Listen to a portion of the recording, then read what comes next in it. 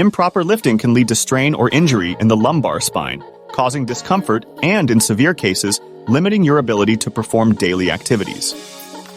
Neglecting proper lifting techniques can result in temporary pain or chronic conditions that might require medical intervention.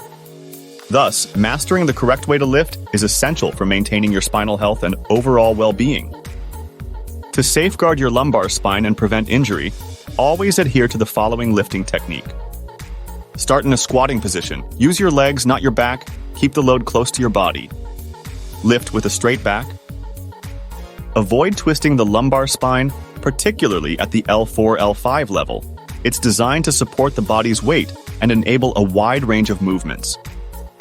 However, its pivotal role also makes it vulnerable to injury, especially when lifting incorrectly.